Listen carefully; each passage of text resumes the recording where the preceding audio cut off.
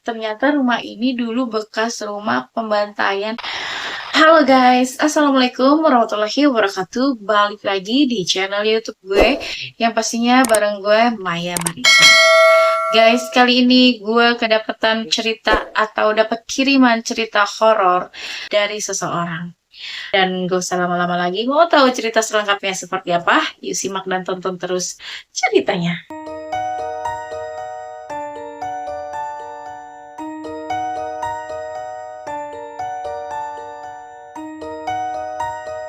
Sebut saja namanya Yunita.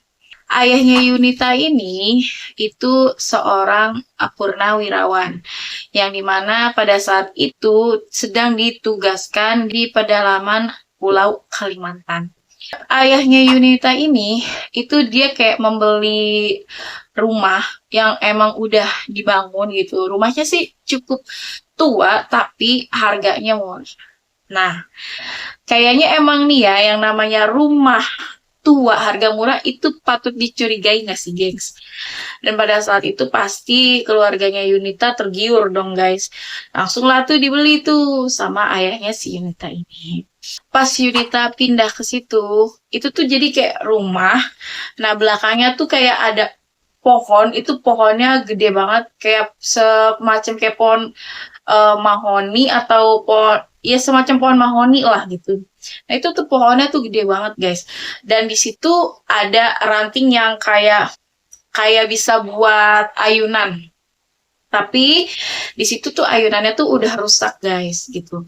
Jarak rumah antara rumah satu dan rumah yang lainnya itu agak jauh guys. Si Yunita ini kebagian tidur di kamar lantai bawah, yang dimana kamar ini deket banget sama halaman sebelah alias halaman samping rumah.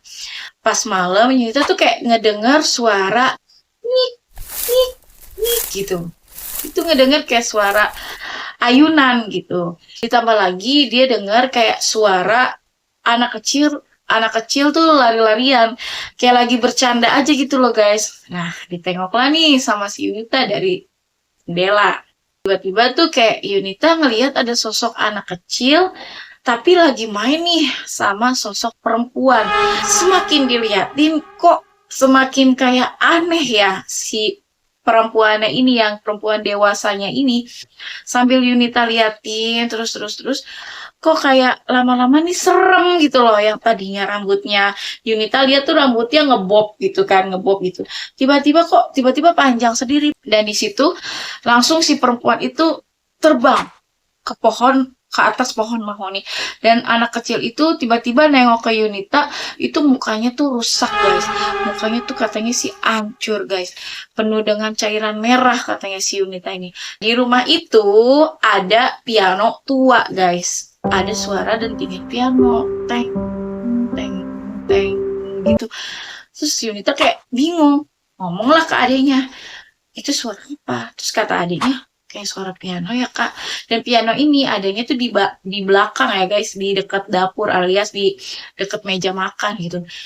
Kok kayak ada yang mainin piano ya, kata Yunita. Kata adiknya, ah mungkin itu ada tikus kak yang jalan di atas pianonya. Nah keesokan harinya kan bapaknya Yunita nih, Yunita ini akhirnya berangkat kerja nih guys.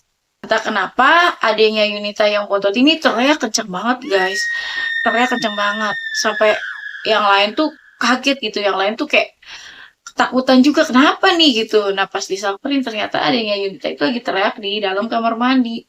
Dan pas ditanya katanya adiknya Yunita ini pas nggak mau ngambil air begini, itu kayak gayungnya tuh nyangkut. Pas dilongok ini nggak taunya itu ada kepala terus yang lagi nyengir, tapi tuh mukanya tuh hancur berantakan guys. Sekitar jam 3-an, nah ibu dari Yunita ini teriak histeris banget. Nah kan anaknya pada keluar nih guys, anaknya pada keluar. Terus ibunya tuh kayak orang ketakutan gitu loh. Ditanya, bu kenapa, kenapa gitu. Nah ternyata si ibunya ini kan lagi tidur tuh, lagi pakai selimut kan. Nah pas mau balik badan, di sebelahnya itu tatap-tatapan muka sama sosok perempuan yang emang mukanya tuh hancur banget. Jadi tuh matanya yang satu di sini, terus yang satu tuh katanya matanya tuh apa sih kok hancur lah gitu, matanya tuh nggak pada tempatnya gitu.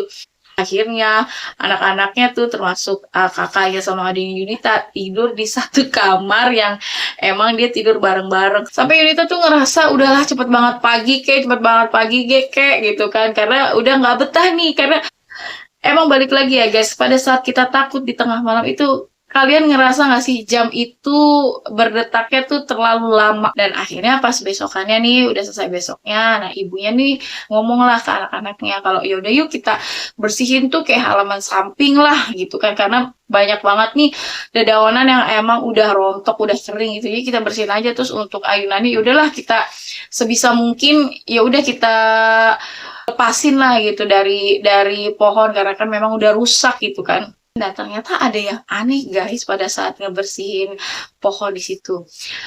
Kakaknya Yunita yang pertama ini ngeliat itu kayak ada batu nisan tua di bawah pohon di dekat ayunan itu guys. Terus tulisannya itu kayak tulisan nama orang tapi tulisannya Martha Frederica. Tulisan yang udah lama banget, ngerti gak sih, yang tulisan tuh udah lama banget, jadi yang udah melewati proses lumut, melewati proses kotor apa segala macam, itu ada tulisan nama Martha Frederica. Dan di situ tuh kayak kakaknya si Yunita itu langsung kayak notice loh, ini makam. Nah pas itu kakaknya Yunita itu langsung bilang nih ke ibunya, mah ini ada makam kayaknya gitu. Nah pas dilihat lagi sama ibunya Yunita nih kayak, iya sih kayak makam, tapi apa iya ada makam di pekarangan rumah? Karena sebelum papanya atau ayahnya Yunita beli ini, si penjual ini tidak ngomong apa-apa gitu loh untuk spesifikasi rumah ini. Karena kan balik lagi ya guys, kalau orang jual rumah dengan harga murah itu tuh kita patut curiga kalau menurut gue ya, karena nggak ada rumah gede banget, rumah gedung itu yang harganya tuh di luar nurul dan gak wajar itu. Apa benar ini makam gitu kan? Nah, rumahnya kan lantai 2 ya. Pas lagi cerita ini adiknya Yunita itu nggak sengaja nengok ke lantai 2. Pas dia nengok ini, nah di situ ada 2 sosok guys. Jadi ada satu sosok perempuan kayak Mbak Kunti sih, jenisnya tuh kayak Mbak Kunti, mukanya tuh hancur berantakan. Dan yang satu lagi tuh perempuan kecil sekitar usia 7 sampai 8 tahunan, rambutnya juga panjang, dan itu lagi ada di kamar atas di pinggiran jendela sambil ngeliatin ke bawah. Aku merinding sih ya gitu. Terus adanya si Yunita tuh langsung, dia tuh nggak berani ngomong, cuman kayak nyubit-nyubit si Yunita nih, nyubit-nyubit kayak. Terus Yunita ngomong apa sih gitu kan. Terus dia tuh langsung ngomong gini, Kak coba lihat ke atas, Kak coba lihat ke atas gitu. Yunita belum nengok ke atas nih, tapi saudaranya Yunita nih, si kakaknya ini ngedenger adanya ngomong. Nengoklah kakak ke atas, dan kakaknya di situ langsung teriak sejadi-jadinya. Dan alhasil ternyata kakaknya abis itu kesurupan guys. Kesurupan, terus dia tuh ngomong kayak ngomong bahasa Belanda, tapi ya karena kan nggak pada paham ya bahasa Belanda kayak gimana gitu kan. Udah tuh akhirnya entah gimana caranya, prosesnya sih lama katanya karena kan masing-masing dari mereka nggak ngerti cara ngeluarin roh yang masuk ke jasad manusia gitu kan. Cuman kayak didiemin, dibaca-bacain sebisa mungkin gitu. Akhirnya lama-lama keluar. Terus ternyata rumah ini dulu bekas rumah pembantaian atau rumah eksekusi dari sosok seorang ibu dan anak perempuannya. Warga bingung mau dimakamin di mana, akhirnya dimakamin di situ. Dan makamnya pun ditumpuk antara ibu dan anaknya. Makanya pertama kali Yunita ngeliat itu ada sosok wanita sama anak kecil lagi main ayunan. Ternyata memang makamnya dia itu dikubur, makamnya dia itu memang ada di situ, dan jasadnya ataupun mayat itu dikubur di dekat ayunan tersebut guys. Dan di situ ibunya Yunita tuh kayak bingung mau bagaimana, bingung karena rumah itu udah dibeli, biarpun rumah itu dibeli dengan harga murah tapi punya cerita kisah yang kelam yang menurut ibunya tuh sangat amat menakutkan dan tidak nyaman untuk anak-anaknya ibunya Yunita ini. Dan akhirnya ibunya Yunita berpikir untuk ya udah tinggal tunggu ayahnya pulang, abis itu mendingan ngontrak dan rumah itu ditinggalin aja. Dan ya udah, setelah ibunya Yunita tahu cerita itu, akhirnya bener guys, si Yunita beserta ibu dan kakak serta adiknya ini cuma nunggu ayahnya sampai pulang, dan akhirnya mereka nggak menempati rumah itu lagi, alias rumah itu dikontrakin. Tapi sampai sekarang katanya rumah itu tuh nggak laku dikontrakin, mungkin karena memang udah pada tahu ya guys.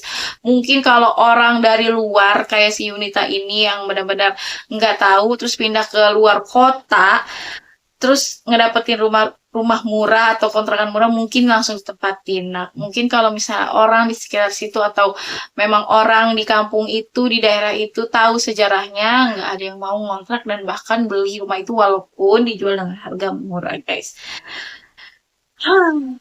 Gila sih ya, kayak speechless banget gak sih? Kayak lu beli rumah impian, rumah itu gede, lu berharap rumah itu tuh cakep lah, lu tempatin lah, cukup untuk keluarga lu gitu, anak-anak lu.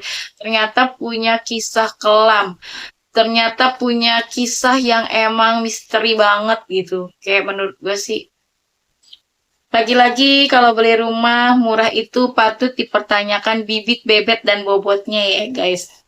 Oke, gue rasa cukup sampai sini cerita gue kali ini, dan gue bakal datang lagi dengan cerita-cerita berikutnya. Oh ya guys, buat kalian nih yang punya cerita pengalaman horor, boleh banget langsung aja DM ke Instagram Maya Marisa itu aja udah, atau boleh banget kirim cerita kalian ke nomor WhatsApp yang memang nanti gue tulis di kolom deskripsi.